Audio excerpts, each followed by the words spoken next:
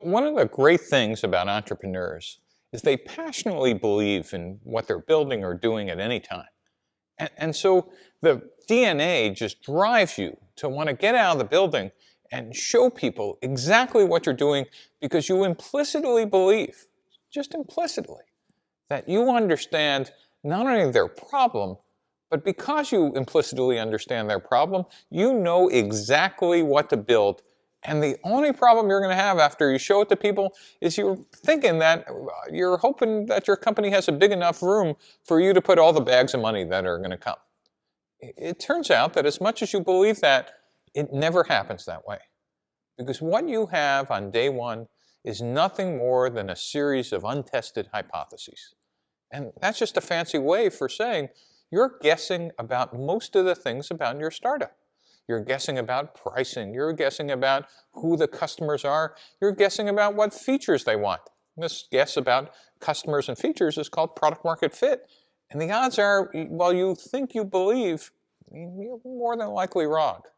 And therefore, instead of just telling people about your product or just shoving a demo in front of their faces, what you really want to do is to get out, be quiet, and understand their problem and understand how they solve it today.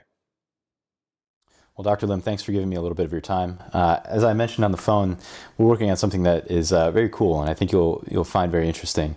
But before we get into that, I really don't know much about the types of research that you're doing and where this might fit into it. So I really want to ask you some questions about the job that you're doing, the research that you're doing, how you're using in vitro platforms, and where cells integrate into that. Sure.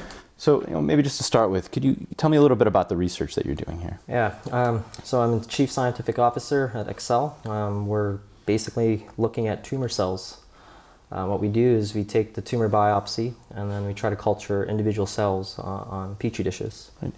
So could you tell me a little bit about some of the challenges that you've encountered, maybe in particular with in vitro systems? Yeah, the cell-based assays are quite poor. A lot of the experiments are quite challenging. Great. And could you talk a little bit more about maybe some unmet needs that you have with regard to cell-based models in particular? Yeah, and we talked about this. I think one of the biggest sort of pain points for us is handling of the cells. We would really like a lot of cells. The ability to sort of grow up these cells would be very, very appealing. What else should I have asked you today? Well, that's I think the key thing is a lot of researchers really want to get access to preclinical specimens. And so if you have the ability to guarantee that these cells are plastic in their behavior, I think that would be extremely powerful. Oh, that's great. Thank you very much. I appreciate your time today. My pleasure.